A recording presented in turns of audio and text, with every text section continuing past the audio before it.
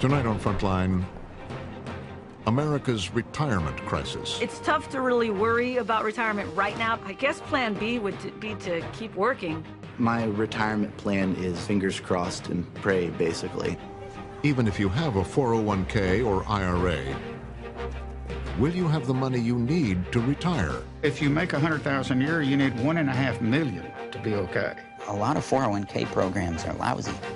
You put up 100% of the capital, you take 100% of the risk, and you get 30% of the return.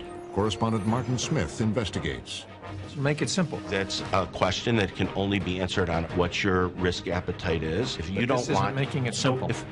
Well, I wish it was simpler. If you want to gamble with your retirement money, be my guest. Tonight on Frontline, the retirement gamble. The 401k is one of the only products that Americans buy that they don't know the price of it.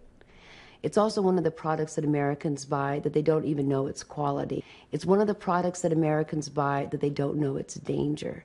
And it's because the industry, the mutual fund industry, have been able to protect themselves against regulation that would expose the danger and price of their products. The effects of the current economic crisis have touched everyone. Even if you still have a good job and a paid-up mortgage, chances are your monthly 401k statement will remind you that you've lost a good chunk of your savings. Trillions of dollars have evaporated from those accounts that have become the prime source of retirement funds for a majority of American workers, affecting their psyche and their future.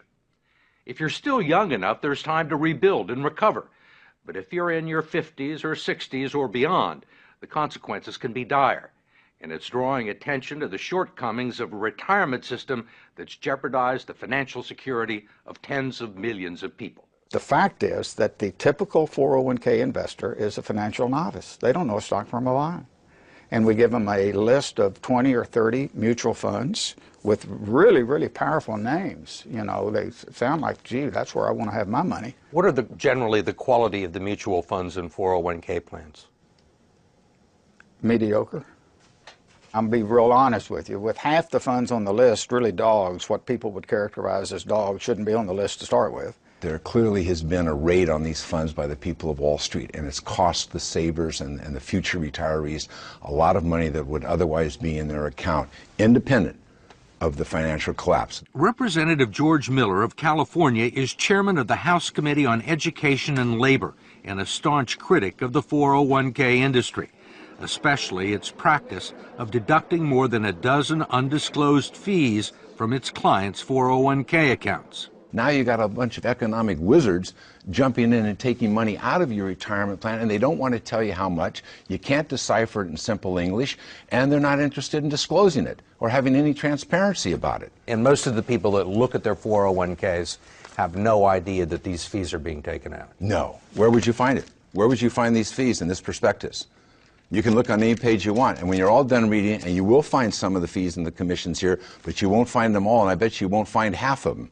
There are legal fees, trustee fees, transactional fees, stewardship fees, bookkeeping fees, finder's fees, and the list goes on and on. Miller's committee has heard testimony that they can eat up half the income in some 401k plans over a 30-year span, but he has not been able to stop it. We tried to just put in some disclosure and transparency in these fees, and we felt the full fury of that financial lobbying. David Ray, a lobbyist for the 401k industry, says he favors disclosing the fees, but his partners in the financial industry don't. You think most people know these fees exist? I think they know that there are fees. They don't know exactly how large they are. Why do you think the financial services industry is opposed to fee transparency? I don't know that they're opposed to it. I think the issue is... You don't think they're opposed to it? Well, they want to keep... You're a lobbyist in Washington, right? You know they're opposed to it. George Miller hasn't been able to get a bill to the floor. I think they want to keep the systems as simple and not make changes.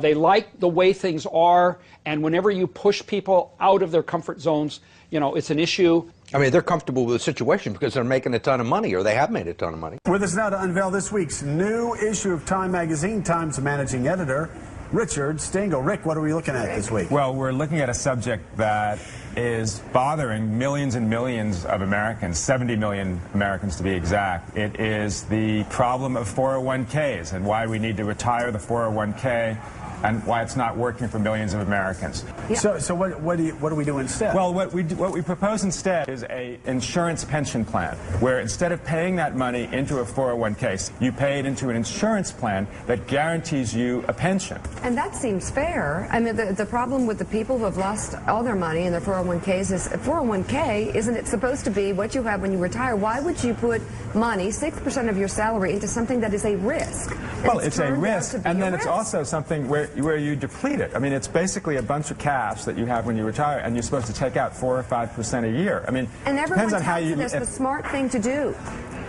It was for a long time. There's a whole business. I'm not sure it was. I mean, it's not even 30 years old, right? So you have a whole class of people who have grown up, these investment advisors who take this thing and are telling you to do something that nobody has tested or not. It's like a vaccine that they haven't really tested, and they don't know what the long-term influence.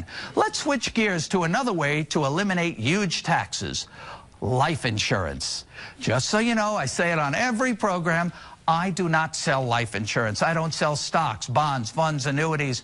I'm a tax advisor and an educator. And as a tax advisor, I'm advising you to take advantage of the single biggest benefit in the tax code, and that is the tax exemption for life insurance. You've heard me talk about the incredible leverage and tax-free benefits of life insurance, all tax-free.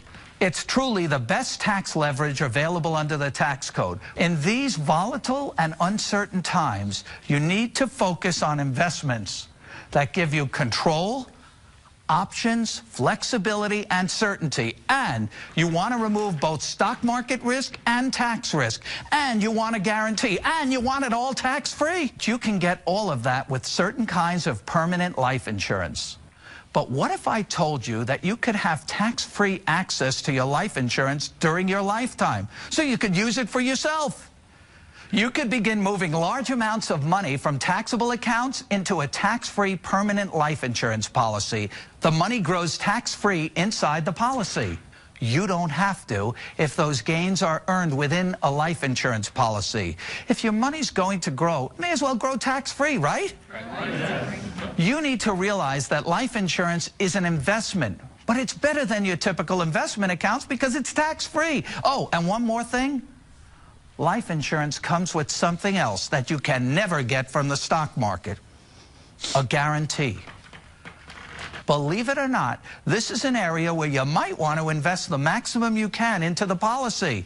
If you're approaching retirement or already retired and looking to shelter more of your taxable money into a tax-free vehicle, this might be the place for you. But the mistake most people make at this stage of life is trying to pay the least for the policy. So you might be thinking, how can paying less be a mistake? Everybody wants a good deal, because this is an investment, not an expense. If you were saving money in a bank account, would you want to put in the most or the least? Of course you want to put in the most, because this is your savings. You should look at permanent life insurance the same way, except that the investment is tax-free. So why would you keep money growing in a taxable account when it can be transferred to a tax-free investment? If you have taxable IRA funds, you can, in effect, convert your IRA to life insurance, paying tax now at low rates on distributions from your IRA, and then using that money to fund your life insurance investment. That accomplishes two things. You reduce your future tax exposure in your IRA by taking distributions now, and you build up a tax-free source of retirement funds should you need them. If it turns out that you don't need to tap into your life insurance for retirement income, then the life insurance benefit builds for your family. Also income tax-free, and for most people, this is truly the best leverage available, and it's all under your control. Once again, I do not sell life insurance, but as a tax advisor, I gotta tell you that the tax exemption for life insurance is the single biggest benefit in the tax code. Make it a part of your retirement savings plan and your estate plan. But remember, This area of your life is a little tricky. You must do it the right way to receive all the benefits I'm telling you about. Now is the time to create a plan to rescue your retirement and move your money from accounts that are forever taxed to accounts that are never taxed.